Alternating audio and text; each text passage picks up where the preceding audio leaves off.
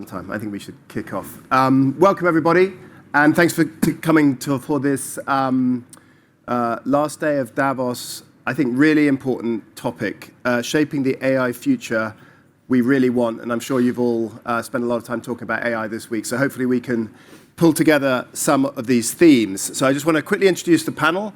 It's above there, but we've got Rob Hornby, co-CEO of AlixPartners, Azeem, Azhar, author, advisor, AI expert, and CEO of Exponential View, Jill Popelka, CEO of Darktrace, and Elizabeth Kelly, head of beneficial AI at Anthropic. So we're really excited to have these folks here to discuss this today, and there will be a time for some questions at the end, so please have a think about anything you want to ask as we go through. But I want to start with a question very quickly to all of you, which is, as we try and create this AI future that works for humans rather than harms humans, can you pick out one thing that you're seeing at the moment that you'd like to accelerate or change or focus on that you think is a really pivotal issue that you just want to flag early on? So I'm going to start with Jill. Thanks for the question, World. A couple of things about AI. At Darktrace, we have 2,300 employees. Over 90% of those employees we know are using Microsoft Copilot. The rest are probably in R&D and using more advanced AI. So the entire company is using it. They use it 5 to 8 times a day. And so we know they're using it for many things. This is across marketing, customer success, legal, finance. I mean, every part of the business is finding new ways to be more productive, more effective using AI. And that's fantastic. But at the same time, that AI is superpowering cyber attackers. And so vulnerabilities are possible within this new environment. And cyber attackers can now be more sophisticated, more complex, more targeted. And so, Thor, if I have to think of one thing that I'd really love to change, I'd love to change that. I'd love to prevent all the cyber attackers from having so much power as they, try to attack and target companies. That's obviously what our company is focused on. So it's a fun challenge to innovate around. But I think, more of the good, less of the cyber attacks would be fantastic. And hopefully we'll come back to this. I'm going to go to Azeem next. But just as a quick follow-up to that, and a one-word or one-sentence answer, is the evolution of this technology from a cyber perspective more of a risk or more of an opportunity to stop cyber attacks? Which of those comes out on top? Well, I'm an optimist, Thor. We've talked about this. So I believe that if you are using AI to combat against the cyber attackers using AI, you can absolutely defend against them very well. Okay. Azeem? Well, within my team, we are focused on research, and our world has changed in the last 3 months. And if you'd asked me 3 months ago, I would have said our world has changed in the previous 3 months. And if you'd asked me 3 months before that, I would have said my world has changed in the previous 3 months. And the team at Exponential View works by a number of very simple mantras. One is if they do something 5 times in a day, they should automate it. And everyone has their own tooling to build their own automations. There are really no limits on how much you spend. No one is spending more than $440 a month at the moment. And that has enabled us to do the second thing, which is that whenever we look at a particular project or an objective, we ask the team, imagine you had 10 times as many resources attacking this thing you have been asked to do.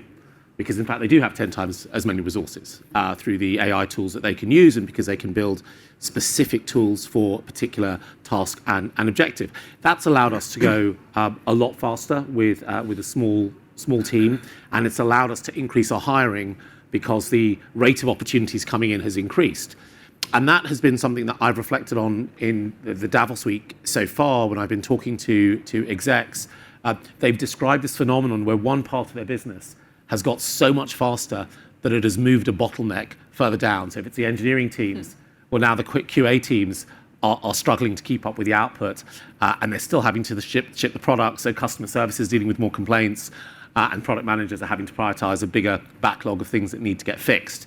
So I think that one of the things we've been able to achieve at Exponential View, with the team is small and it's research oriented and highly motivated, is largely be able to push that bottleneck around and expand each part of the capacity. But I think for bigger organizations, you need to think quite hard about that success in one area may force you to make changes upstream or downstream in order to make use of that success. And I think that holistic view has to marry the bottom-up innovation is one thing that I'd love people to get their hands on. So it makes it more complex for a CEO to manage that, because you've got not only the technology shifting, but you've also got the need to shift resources and human resources and bring new skills in. I think it's a good complexity, though, right? It's like kind of nice dry heat. You've got to, yes, the complexity is coming because you've increased your capacity, your ability to produce things that your customers want. Rob. So if there's one thing, I would say to get to a point where we can safely scale agents. If I look at our clients, and most of our clients are not scaled tech companies, so they kind of represent mainstream business. Almost everyone's got agents running, but they're largely inconsequential in terms of what they're doing. They're reading emails, they're doing narrow, minor tasks. The real productivity unlock is almost certainly agentic AI, but we have two problems, at least two problems. One is reliability, because the probabilistic core of generative AI means that agents don't always behave identically each time they're asked to do the same thing. And that's risky if they are operating at scale and doing actions of consequence. And until we can get a grip on that, it's going to be difficult, I think, for CEOs especially to say, yeah, let's scale and get out there. That's the first thing. And the second thing is related. The technology has gone ahead of our ability to manage the technology. So there are issues with regulation, with privacy, just with corporate governance. How can we demonstrate that we are in control of agents? We haven't built all the automated things. If you think of a factory, we built automated systems to monitor factories. We don't have the equivalent of those operating at scale and maturity, although they are emerging. And therefore, I think our potential with the technology has outstripped our ability to manage it, and that's made corporates cautious, but it is the big unlock. So I'd like to fix that. I think we can fix it. I'd like to fix that, because then I think we'd see the corporate productivity and benefits that we all want. And how long before that can be unlocked? So feasibility-wise, I think we could crack it in 2026. Based on everything I know about how organizations work, I think we'll fix this progressively over 3 to 5 years. Elizabeth, you have a great ringside seat at Anthropic. What's your perspective? I would echo everything that my fellow panelists have said in terms of just the truly insane rate of change that we're seeing. Azeem, Exponential is well chosen because that is how I would describe this technology. I mean, for example, if you look at Anthropic, 70 to 90% of our code is now being written by Claude Code. With our latest model, Opus 4.5, it did better on our entry engineering test than any human candidate ever. And we just launched a product, Claude Cowork, which was written entirely by Claude Code. Like, this is what we are seeing. And I have the privilege of leading our beneficial deployments team, which is tasked with figuring out how do we take all of this unbelievable capability and make sure that we are using it in partnership with mission-driven organizations to accelerate the global good. Our CEO, Dario Amodei, has written about how powerful AI could just supercharge scientific discovery, compressing 50 years of discovery into 5. And so if you ask me, what do I want to see more of? I want to see more of using all of these capabilities for unlocks that are really going to raise the floor with, I think, life sciences, drug discovery and development, especially with neglected diseases, being places where we're already seeing improvements in terms of hypothesis generation, wet lab protocols, faster literature review, and there's just so much more we're going to see in 26 and 27. So what I'd love to, and this is a great, as you can see, lineup of people with different perspectives on this. When you look at you've got this opportunity to really shape the outcome. There are a bunch of areas where there is a sort of double-edged sword to AI. So let's take learning, for example. This opportunity to have amazing sort of one-to-one learning for people and to level the playing field to a large extent. And there's also the downside that people use AI to sort of make their brain turn to mush because they never have to actually exercise it and build the learning skills themselves. So when you look at a topic like that, how do you think about that? I couldn't agree more, and I actually think it's reflected in Anthropic's dual mission, which is one, to make sure that we're developing AI models safely and responsibly, and two, to ensure that we're deploying them in a way that is benefiting all humanity. So I think in all of these decisions, you have to sort of contain the light and the shade, recognizing the flip side, as you say. If I think about the education context, for example, we're incredibly excited about what this can mean in terms of individualized education for students across the globe, bringing them up to grade level. And so we've been very intentional in the partners that we're working with, ed techs who are building on top of our API, programs that actually have appropriate guardrails in place, a lot of partnerships with teachers. We just announced a partnership with Teach for All and have a partnership with AFT as well, so that we're arming them to use these tools to improve their education of their students and enable more human connection. But we're also putting a lot of guardrails in place to make sure that we are minimizing the potential downside. So for example, if a college student is using our platform, we're going to guide them to learning mode, where there's actually sort of a Socratic back and forth about why did you think about it this way? How would you do this? So that we are trying to continue to stimulate those skills. And again, we're working with partners to prioritize that too. So, Can I Azeem, just add go. to what- Let me just, I'm going to just ask a little bit of an add-on to that, which, and I'm going to let you rip on it, which is, you've got these situations where you've got this super fast-moving, very powerful technology meeting very slow-moving, very bureaucratic areas. Can you just enlarge on what Elizabeth said, but also just factoring in that kind of disconnect? There's some really interesting research from Anthropic. You do an economic index, I think, every few months, Indeed. and it draws a distinction between the application of AI as an automation and the application of AI as an augmentation. And I roughly, and I know this is not quite how Anthropic looks at it, but I essentially think of automations being things that the chief IT officer decides on top down, and augmentations being things that individual employees do to do better at their jobs, which most employees, I think, want to do. And when we think about making AI work for all, the bit that strikes at me as I observe my team and some of the teams that we help from time to time is that great employees start with augmentation, and a natural consequence of augmentation is that they automate lots of the work that they do, because it allows them to move like upstream and add more value to their teams, their co-workers, and the company as a whole. And I think that distinction is really, really important, because the first thing is that because it's not top down, it is literally customer driven, employee driven. The second is that because it's happening from at a team level up, you can tackle some of the bureaucratic issues, because a team of 5 is much less complicated than a company that is 1,000 teams of 5. So you can get a little bit more speed. I mean, the challenge that you end up with is, Jill's world, which is you've got tons of code written by people on the edges, and where are their vulnerabilities, where they're not, on the one hand. And the second thing that you have to deal with is that you get this twin track workforce where there are some teams who are just getting way ahead of other teams. So Rob, so from a sort of running a company perspective and helping people build companies that actually work, sort of human agency almost becomes more important in this situation, where you need people who are diving into this and making the most of it, rather than those who are stepping back and not. So does this create a sort of really complex management challenge to kind of make sure you don't end up with this twin track workforce of the winners and losers? I think, let's just start outside of business with humanity as a whole. We have the capacity to create good and bad outcomes with anything, and most things we create can be used for both or either.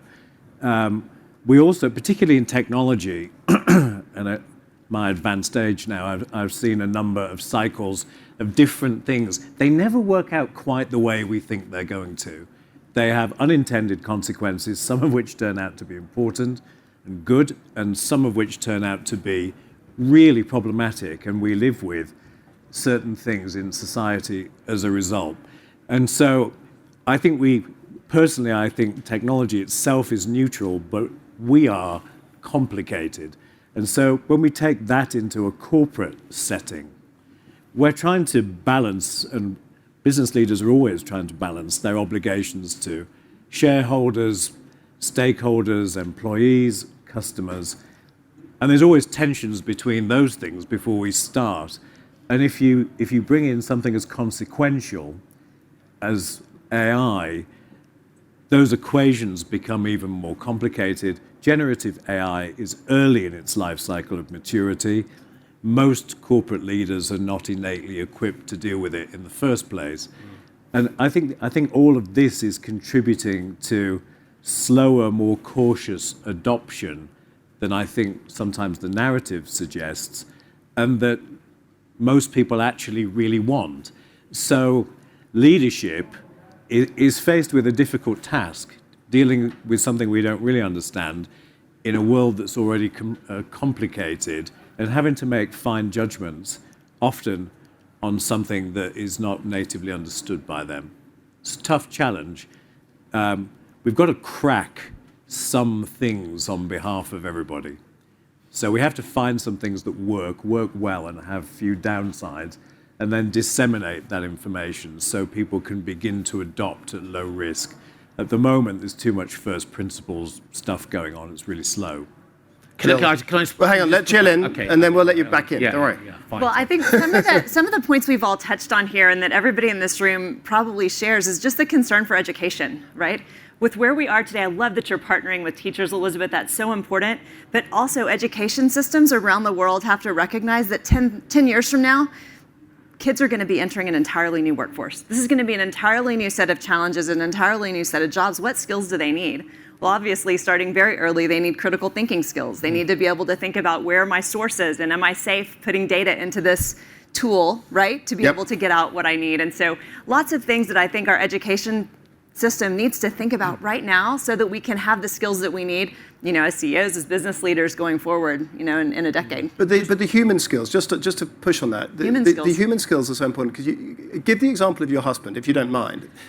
We were chatting earlier, and this idea that it's suddenly opening up these incredible opportunities. Sure. But at the same time, for those who don't have the agency to go after them, it's going to put people out of jobs because they're doing kind of rote tasks. So just talk a little, if you don't mind. I hadn't had my coffee yet. I met Thorold outside, and I told him a story, and it was apparently decent enough that he just asked me to tell it again. In confidence, In confidence, I told him a story. Come on. And It's a small group. It's all good. It started like this. My husband was going through a midlife crisis, and he was like, "Oh, tell me more." The journalist down there. It's a good opening line. You got to. My husband's fabulous, Jimmy. He was in construction early in his career. We moved to Singapore for my career, and he was the football coach at the Singapore American School, which was a fantastic, job for him, teaching a sport that he was passionate about to kids. And we came back, and he didn't really know exactly where he wanted to go or what he wanted to do.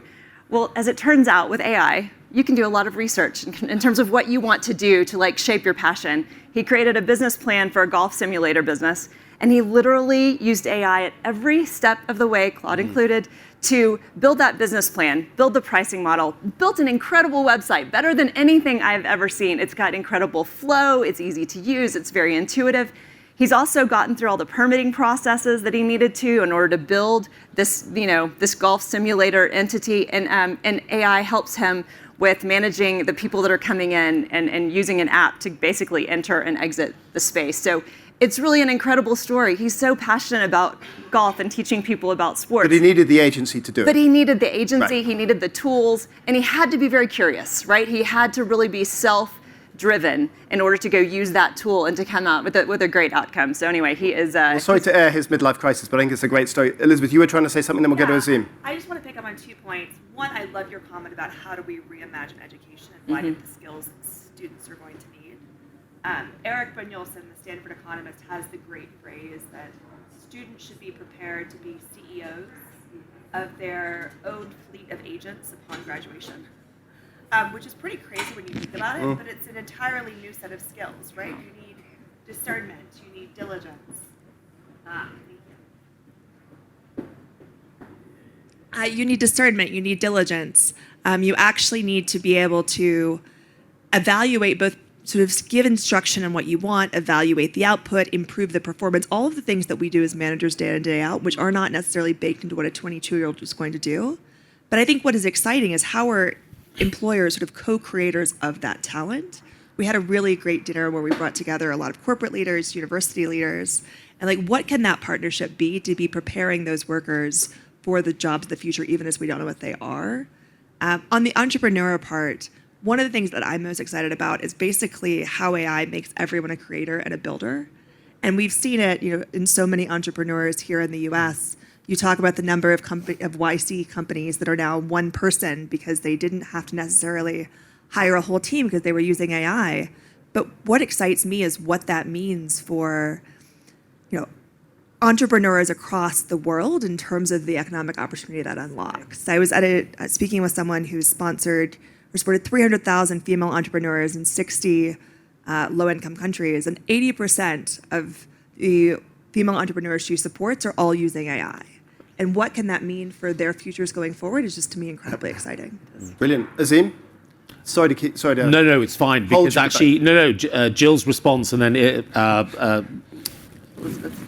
was just so about her husband was absolutely perfect. It was, the observation I was going to make, Rob, was this is not about elimination of risk, and this is not about standard operating procedures. This is actually absolutely learning and experimentation is about risk. It's about getting things wrong.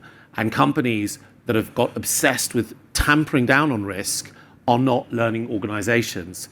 There's not going to be a dummy's guide to AI for years. What you need to have are the metacognitive skills that Jill has sort of alluded to, and the ability to, and confidence and the support from the people around you to make some mistakes. And I think that is absolutely critical. And the way that we've done this within my team at Exponential View is that we have, it's not quite radical candor, but people do say when a particular agent or flow is not working, and they don't care who produced it. And I've had to tackle this exact problem of younger team members. So a lot of the team are fresh out of their PhDs, so they've not managed people before.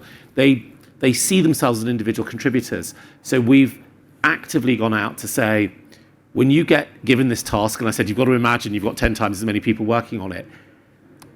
This is what you would do as someone with 30 years experience in business. How you'd approach the task, how you'd think about decomposing it, really figuring out what the objective is. And by the way, if you have no idea what to do, you just tell Claude. Say to Claude, my boss has told me I need to research these 1,000 people for X. I've got a team of 10. How should I do it? And then Claude will come out with that map. But the whole process, I think, is, yes, there are skills gaps, but there's no standard operating procedure, so people have to be able to take risk, have to be able to make mistakes. And the more the company is not able to do that, the harder it will be to march up that augmentation path and build these CEOs of activities, which will create for an incredibly dynamic business in the end. Can I just come back on it? Please. As I inevitably want. Two things. Firstly, I'm very disturbed to find that AI is disrupting midlife crises. I think that's a place it shouldn't be going. I bought 2 sports cars in 3 months, and I bought some clothes that were too young for me. And that was, I think, a much healthier way of dealing with it rather than building a golf simulator. But the more important point, I think business leaders know all about risk. And I don't think they have to be told that they have to balance it. But as someone who's worked in 2 regulated industries, I remember having to go to Canary Wharf in the UK to explain to the FCA, the UK financial regulator, why some illustration which was available to our customers had one actuarial scenario that had not properly been checked, which produced a graph that looked wrong. We spent 6 months trying to avoid a fine and censure for that. And that was one tiny part of one tiny graph, which could only be understood by someone who trains for 7 years. That actually is the prevailing environment in which some of us are having to make these decisions as business leaders. And so I think what is happening is there's lots of internal experimentation, and there's lots of degrees of freedom in doing that. But business leaders, CEOs, boards especially, are super worried about things going out into the wild because the consequences for them personally and for their businesses can be very, very serious. I think we actually need a bigger, more systemic shift to be able to adapt to an emerging world, which we're not really equipped to do, I think, in the entire business system at the moment. So I have a bit more sympathy with business leaders. I think they're operating in an environment that's stacked a bit against them doing some of the things that otherwise they would do. But that's it's a very interesting, this whole sort of multi-speed world we're living in, where you've got, as Azeem and others have said, some people who have embraced this and are building businesses and running agents and all sorts of things. You've then got potentially people running businesses who aren't up to speed. So you've got that disconnect of them not fully understanding the potential and what is safe and what is not safe. And then you've got, of course, government and regulators who are probably operating at a completely different speed as well. So does anyone want to sort of comment on sort of practically how that's manifesting itself? Jill, you're probably well positioned to talk about that. Well, one of the things that we can do is just ensure that people are safe as they're using these tools. And so that's what obviously Darktrace focuses a lot on. And just a quick story of Darktrace, because I do think it's relevant to the conversation we're having. We are not an attacker-centric cybersecurity company. We actually look at a business environment and we look at what's normal. And so we evaluate what is normal. We define normal for your business landscape. That's kind of hard to conceptualize, but to get the idea, network traffic, email traffic, what data goes in and out of your cloud, those can all be assessed and said, yes, this is normal. And then when we see something that's not normal, we stop and evaluate that against some threat models that we've had in place for a long time, and we continue to train against de-identified data from our customers.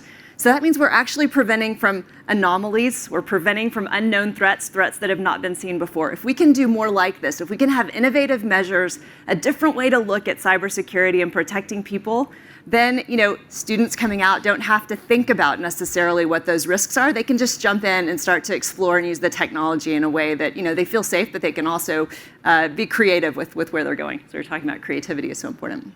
Can I ask Elizabeth one question I had, and then I want to go to a sort of what is your vision of the future to each of you, and have a bit of time for questions. But what is your sense of AI companions, and particularly for younger people, in terms of interacting and be able to avoid normal social interactions, human social interactions, not building the resilience of dealing with the fact that humans aren't always friendly and useful and helpful, and they can be a bit abrasive, and you can ask someone on a date and get rejected, and those things happen. So how do you feel about the sort of amazing upside of those, but also the potential downside of cocooning yourself away?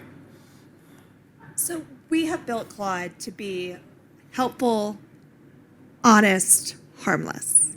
And we've invested a huge amount of time in making sure that it has this voice that really connects with the individual. And I think our users actually see that.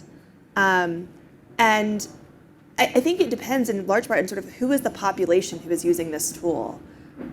Do not make our product available below 18, and really are focused on protecting children who we know have minds that are still being shaped and are much more vulnerable to the harms of any technology. Whereas when you think about, for example, older adults who may have lost a spouse or a part of the loneliness epidemic, there can be tremendous value in having a companion that you're talking to about different things. So I think it just comes back to this idea of bearing in mind this tremendous power of this technology, always prioritizing the guardrails, always putting the human first, and that's what we try and do. Does anyone else want to, Azeem, do you want to weigh in on that, Joe? Oh, I love the fact that I'm always weighing in. I love Claude. I think one of the things that I would... Do you actually love Claude? I love Claude. I love Claude. I'm often quite rude to Claude. Claude once told me for a question, you may need to use a different model. It gave a specific name, which will be much more cynical than I am, which I think was a great bit of sort of programmed self-awareness. But there is one issue that I've run into with these models, which is that because they are helpful and harmless, they have been safety trained to within an inch of their lives. That means It's Pavlov's dog. The dog has been beaten every time it barks at the wrong time. And the same is true for the large language models. And it means for certain classes of work, which many of you may get involved in if you're doing scenario planning or imagining of the future, that the models struggle to help you. And I'll give you a really good example. So I've been specifically looking at 10 to 20 year horizon planning around solar deployments and whether the continuing cost of solar panels can make it a much larger part of the energy mix. And every large language model that I've used, and top 5 ones that you'll think of, continuously brings me back to the problem of needing to get permitting, particularly in the US, where lots of land might have specific sort of constraints because of old legal frameworks. And the trouble is that's not the problem I'm trying to solve. The problem I'm trying to solve is to imagine, I'll get to the constraints later, do the physics and techno-economics of this actually work? And I really don't care about the lesser spotted weeble that might have its habitat damaged for the purposes of this thought experiment. And actually, I cannot get the models, because they're designed to protect people in a particular way, to work in this specific environment that I'm asking them. That's interesting. To do. And just slightly separate, but I guess related a little bit. I mean, as a non-AI expert, I confess, but I do use AI, I use the models a lot, and I'm always struck by, for some of them, and not actually Claude so much, but the amount of mistakes that come back at me, that I actually know they're wrong. And I go back and say, well, where did you get that from? And you get sort of weird sources and outcomes that just don't make any sense. Rob, sort of in terms of implementation, how does that sort of error rate feed into to how people are thinking about it? I would like to answer that. I'd just like to comment on the whole sort of interaction piece very briefly too. I think we do have a societal challenge with human interactions with large language models.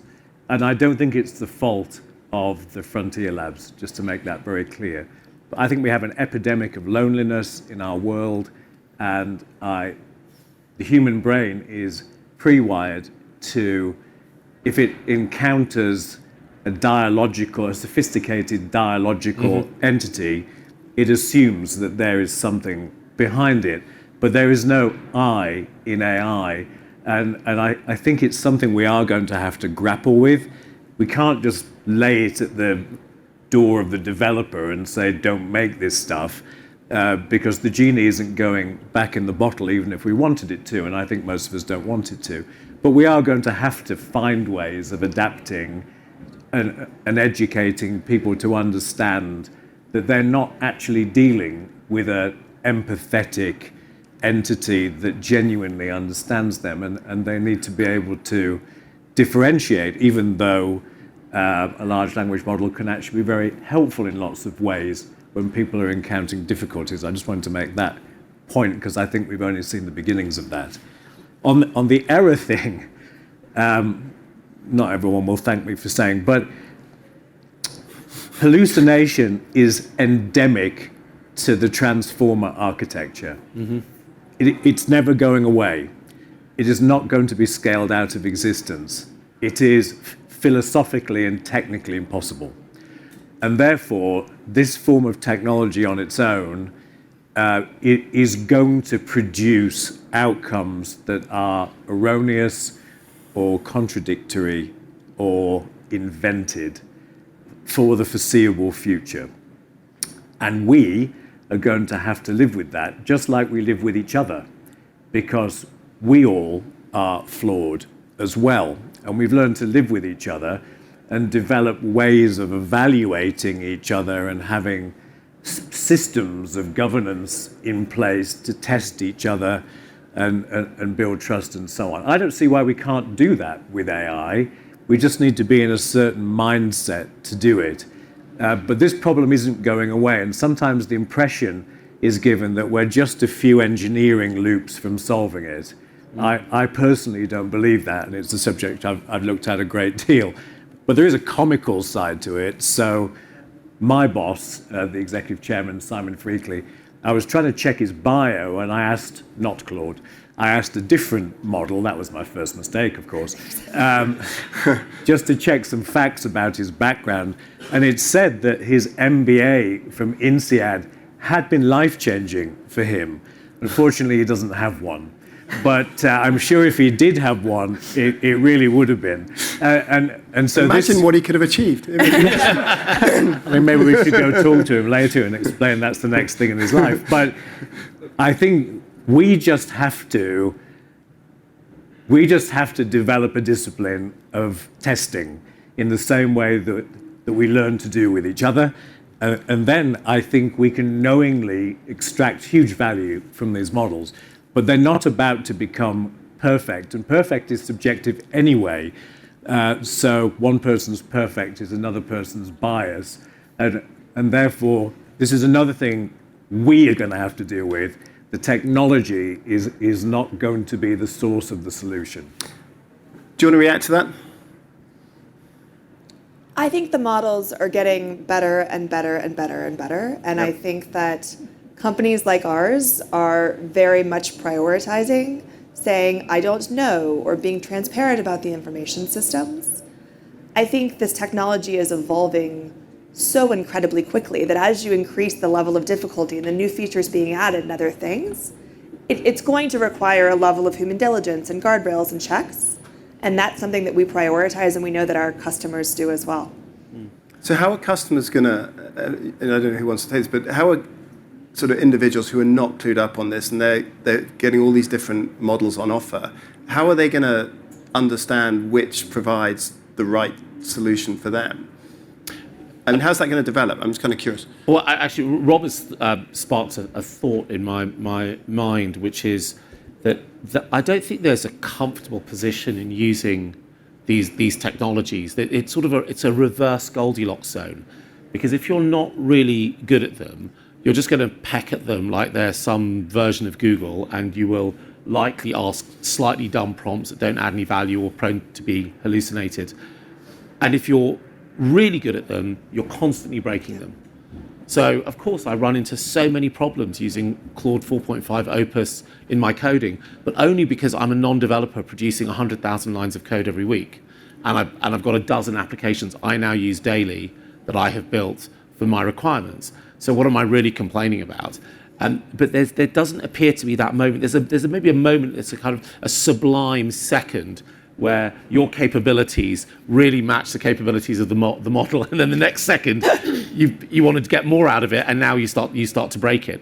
And so we are, if you're reading what's going on, you're going to see this litany of complaints, but it's either because people don't know what they're doing, or because they do know what they're doing, and nothing in between. Well, no, but this bifurcation's come through a lot. You know, this sort of two-tier system that's going to happen. And I was at a conversation last night, and the same with health. You're going to have those who can afford to use the data in a way with the right models and the right inputs and all these things are going to have amazing outcomes, and those who can't are much different outcomes. So I think it's an important theme. I want to go to the room because we have 5 minutes left, and I want to give people a chance to weigh into this conversation if they would like to. Two in the front. If you go to this gentleman, then... Hi, thank you. This is wonderful. For the vast majority, you talked about the agentic model. I just want to, have folks talk a little bit about, the labor market future and what really it is. Honestly, you Rob, about the agentic model. Once those come, they're going to replace a lot of jobs. Elizabeth, you work a lot in the world beyond the advanced economies. A lot of the jobs that we're talking about, whether it's in insurance, whether it's in banking, whether it's a receptionist, these are aspirational jobs. And, the margin for creativity, for improvement does plateau after a while. There's only as much as you can do when you're scheduling for a plumbing company, right? Like in terms of creativity and improving. And so, what we see is people are very good at adopting AI in their personal lives, but then even when they see the benefit, they're hesitant because actually they can see through the clutter, and they can see this thing is going to take my jobs away. So for the vast majorities of these jobs which are aspirational, how do you... Rob, do you want to take that? Yeah, well, I'll start. I have a contrarian view, which you can deconstruct. My perspective is that AI will ultimately be a net job creator. This is a minority position. I'll just explain it. And of course, No one knows. Let's say that too. The reason is, if you look at the Industrial Revolution, it was a net job creator. The internet was a net job creator. There was huge upheaval, and there was misery caused for whole sections of society. We shouldn't shy away from those facts. But ultimately, very significantly more jobs were created by both. I don't see any reason why AI isn't going to do the same thing, because AI is going to require vast amounts of human labor in order to manage and curate and verify and take advantage of the 400 things that we don't yet know it's going to be able to do, because there's a limitation, which is the second minority position I hold just briefly, that there are certain human characteristics which I would describe as human phenomenology, our emotions and self-awareness, our consciousness, these sorts of things, and what I would describe as higher order functions like aesthetics, morality, altruism, these sorts of things. AI is not currently operating in those zones, and we need in society and in leadership in businesses those attributes.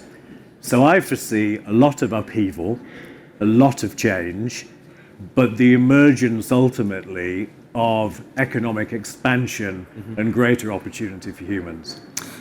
We have 2 minutes left, so I'm going to just take one more question. Sure. Thanks. I think, to me, the question around the topic of this discussion is, I don't think it's any issue that AI is really powerful. I don't think anybody is arguing with that. It'd be very good to get your views as to how comfortable we feel that that power is being designed, distributed, governed by probably no more than a few thousand people in the world.